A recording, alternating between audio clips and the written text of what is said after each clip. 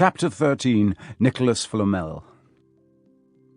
Dumbledore had convinced Harry not to go looking for the Mirror of Erised again, and for the rest of the Christmas holidays the invisibility cloak stayed folded at the bottom of his trunk. Harry wished he could forget what he'd seen in the mirror as easily, but he couldn't. He started having nightmares. Over and over again he dreamed about his parents disappearing in a flash of green light, while a high voice cackled with laughter. "You see, Dumbledore was right. That mirror could drive you mad," said Ron, when Harry told him about these dreams. Hermione, who came back the day before term started, took a different view of things. She was torn between horror at the idea of Harry being out of bed, roaming the school 3 nights in a row, if Filch had caught you, and disappointment that he hadn't at least found out who Nicholas Flamel was. They had almost given up hope of ever finding Flamel in a library book, even though Harry was still sure he'd read the name somewhere. Once term had started, they were back to skimming through books for 10 minutes during their breaks.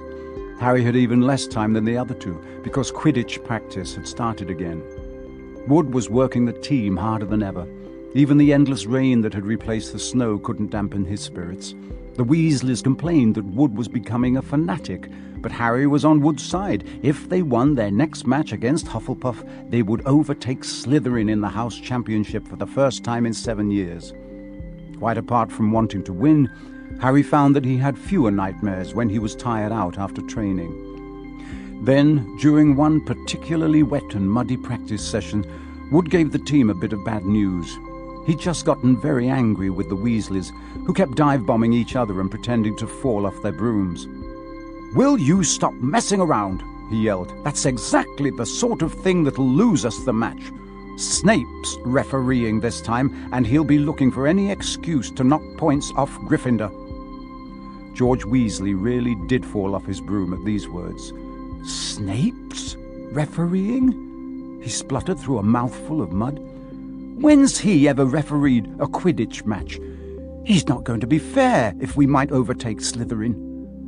The rest of the team landed next to George to complain too. "It's not my fault," said Wood.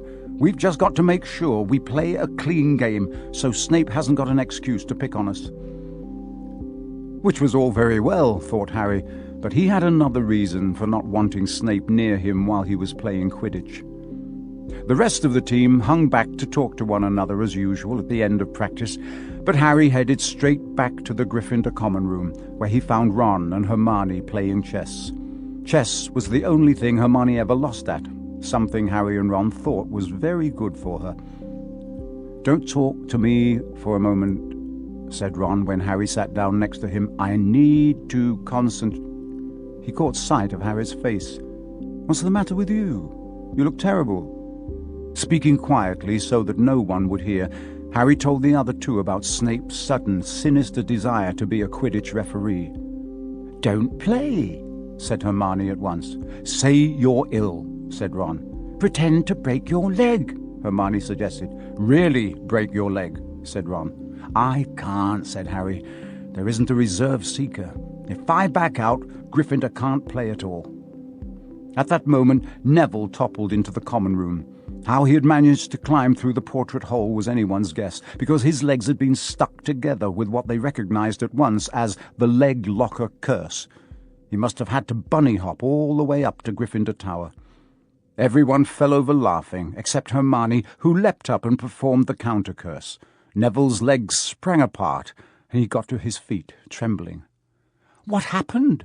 Hermione asked him, leading him over to sit with Harry and Ron. "Malfoy," said Neville shakily. "I met him outside the library. He said he'd been looking for someone to practice that on." "Go to Professor McGonagall," Hermione urged Neville. "Report him." Neville shook his head. "I don't want more trouble," he mumbled.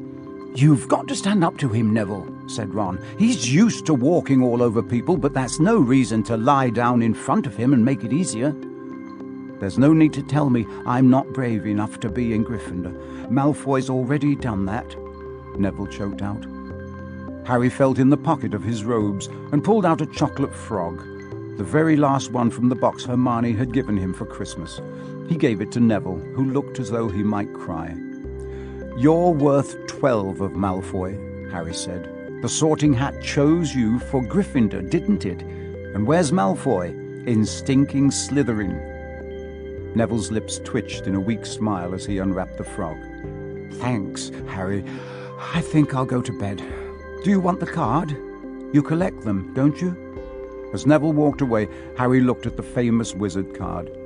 "Dumbledore again," he said.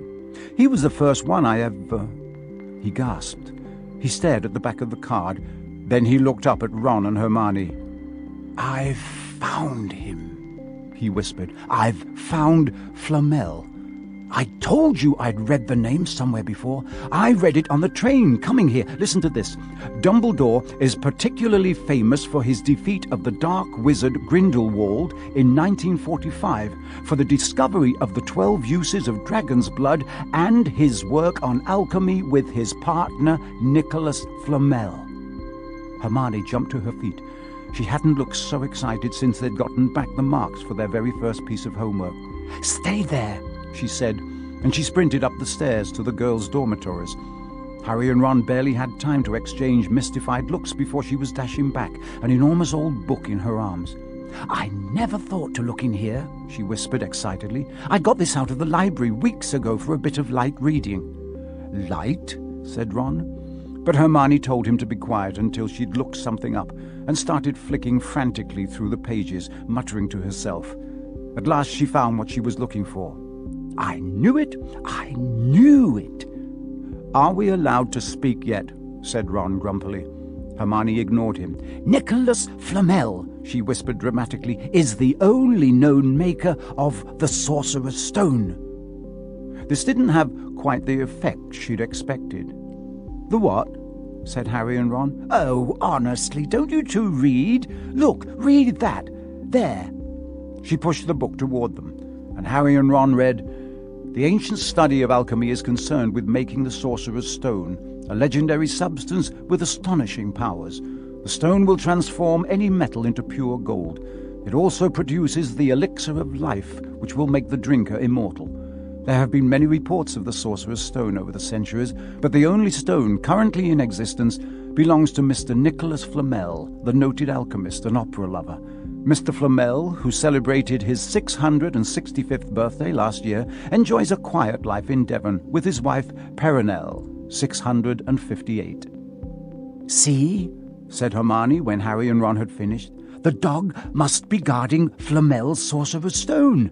I bet he asked Dumbledore to keep it safe for him, because they're friends, and he knew someone was after it. That's why he wanted the stone moved out of Gringotts."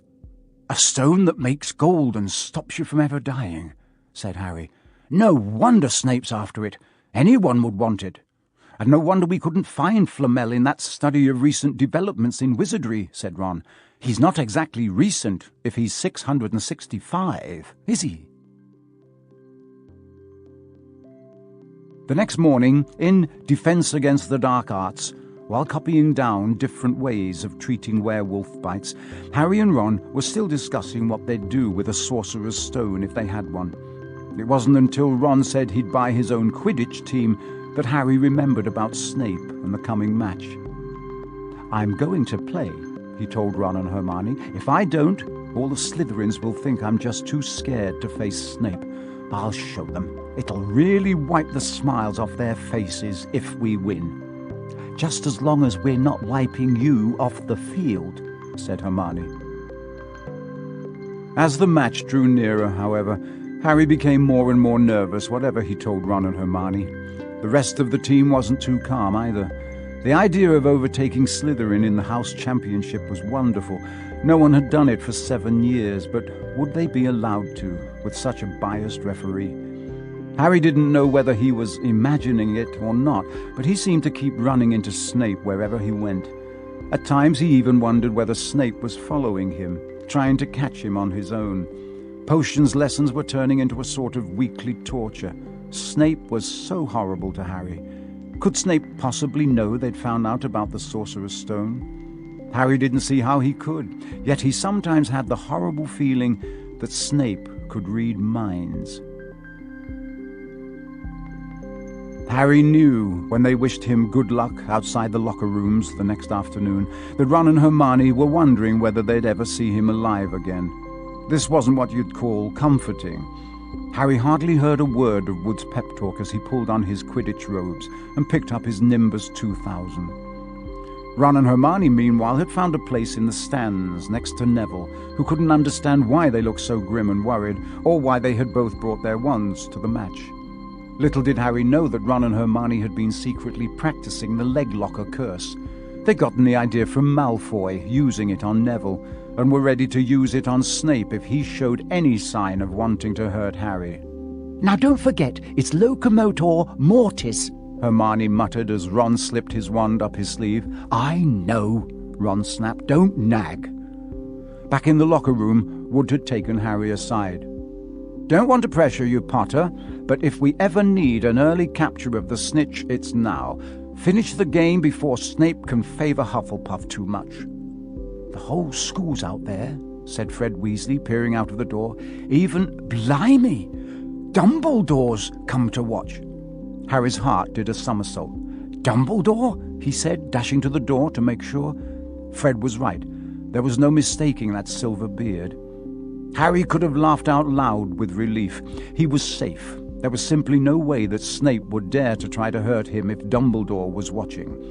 Perhaps that was why Snape was looking so angry as the teams marched onto the field, something that Ron noticed too. "I've never seen Snape look so mean," he told Hermione. "Look, they're off. Ouch!" Someone had poked Ron in the back of the head. It was Malfoy. "Oh, sorry, Weasley. Didn't see you there." Malfoy grinned broadly at Crabbe and Goyle. "Wonder how long Potter's going to stay on his broom this time. Anyone want to bet? What about you, Weasley?" Ron didn't answer. Snape had just awarded Hufflepuff a penalty because George Weasley had hit a bludger at him. Hermione, who had all her fingers crossed in her lap, was squinting fixedly at Harry, who was circling the game like a hawk, looking for the snitch. "You know how I think they choose people for the Gryffindor team," said Malfoy loudly a few minutes later, as Snape awarded Hufflepuff another penalty for no reason at all. "It's people they feel sorry for.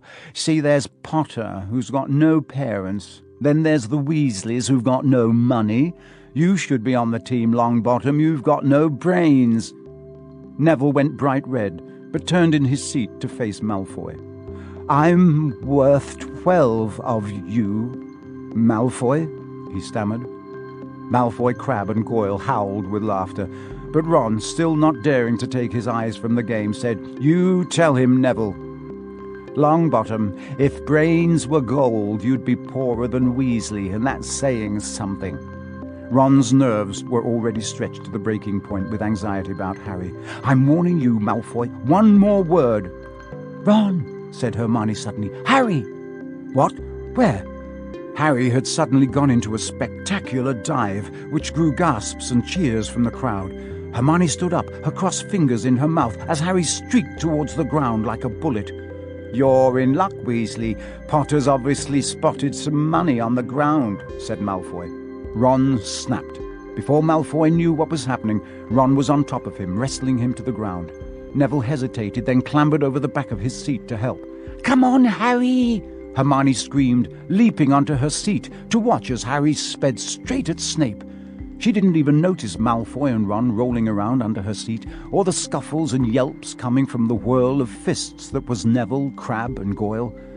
Up in the air, Snape turned on his broomstick, just in time to see something scarlet shoot past him, missing him by inches. The next second, Harry had pulled out of the dive, his arm raised in triumph, the snitch clasped in his hand. The stands erupted. It had to be a record. No one could ever remember the snitch being caught so quickly. "Ron! Ron! Where are you? The game's over! Harry's won! We've won! Gryffindor is in the lead!" shrieked Hermione, dancing up and down on her seat and hugging Parvati Patil in the row in front. Harry jumped off his broom, a foot from the ground. He couldn't believe it. He'd done it. The game was over. It had barely lasted 5 minutes. As Gryffindors came spilling onto the field, he saw Snape land nearby, white-faced and tight-lipped. Then Harry felt a hand on his shoulder and looked up into Dumbledore's smiling face. "Well done," said Dumbledore quietly, so that only Harry could hear. "Nice to see you haven't been brooding about that mirror. Been keeping busy. Excellent." Snape spat bitterly on the ground. Harry left the locker room alone sometime later to take his Nimbus 2000 back to the broom shed. He couldn't ever remember feeling happier. He'd really done something to be proud of now. No one could say he was just a famous name anymore. The evening air had never smelled so sweet. He walked over the damp grass, reliving the last hour in his head, which was a happy blur. Gryffindors running to lift him onto their shoulders, Ron and Hermione in the distance jumping up and down, Ron cheering through a heavy nosebleed. Harry had reached the shed. He leaned against the wooden door and looked up at Hogwarts, with its windows glowing red in the setting sun. Gryffindor in the lead. He'd done it. He'd shown Snape. And speaking of Snape, a hooded figure came swiftly down the front steps of the castle. Clearly not wanting to be seen, it walked as fast as possible toward the Forbidden Forest. Harry's victory faded from his mind as he watched. He recognized the figure's prowling walk. Snape, sneaking into the forest while everyone else was at dinner. What was going on?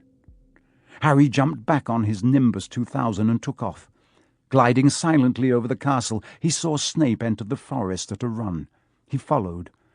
The trees were so thick he couldn't see where Snape had gone. He flew in circles lower and lower, brushing the top branches of trees, until he heard voices.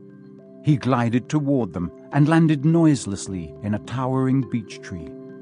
He climbed carefully along one of the branches, holding tight to his broomstick, trying to see through the leaves. Below, in a shadowy clearing, stood Snape, but he wasn't alone. Quirrell was there too. Harry couldn't make out the look on his face, but he was stuttering worse than ever. Harry strained to catch what they were saying. "Don't know why you wanted to meet here of all places, Severus." "Oh, I thought we'd keep this private," said Snape, his voice icy. "Students aren't supposed to know about the Sorcerer's Stone after all." Harry leaned forward. Quirrell was mumbling something. Snape interrupted him. "Have you found out how to get past that beast of Hagrid's yet?" But Severus, "You don't want me as your enemy, Quirrell," said Snape, taking a step toward him. I don't know what you... "You know perfectly well what I mean." An owl hooted loudly, and Harry nearly fell out of the tree. He steadied himself in time to hear Snape say, "Your little bit of hocus pocus. I'm waiting." But I don't... "Very well," Snape cut in. "We'll have another little chat soon, when you've had time to think things over and decided where your loyalties lie." He threw his cloak over his head and strode out of the clearing. It was almost dark now, but Harry could see Quirrell, standing quite still, as though he was petrified. "Harry, where have you been?" Hermione squeaked. "We won! You won! We won!" shouted Ron, thumping Harry on the back. "And I gave Malfoy a black eye, and Neville tried to take on Crabbe and Goyle single-handed. He's still out cold, but Madame Pomfrey says he'll be all right. Talk about showing Slytherin! Everyone's waiting for you in the common room. We're having a party. Fred and George stole some cakes and stuff from the kitchens." "Never mind that now," said Harry breathlessly. "Let's find an empty room. You wait till you hear this." He made sure Peeves wasn't inside before shutting the door behind them. Then he told them what he'd seen and heard. "So we were right. It is the Sorcerer's Stone, and Snape's trying to force Quirrell to help him get it. He asked if he knew how to get past Fluffy, and he said something about Quirrell's hocus pocus. I reckon there are other things guarding the stone apart from Fluffy, loads of enchantments probably, and Quirrell would have done some anti-dark arts spell that Snape needs to break through." "So you mean the stone's only safe as long as Quirrell stands up to Snape?" said Hermione in alarm. "It'll be gone by next Tuesday," said Ron.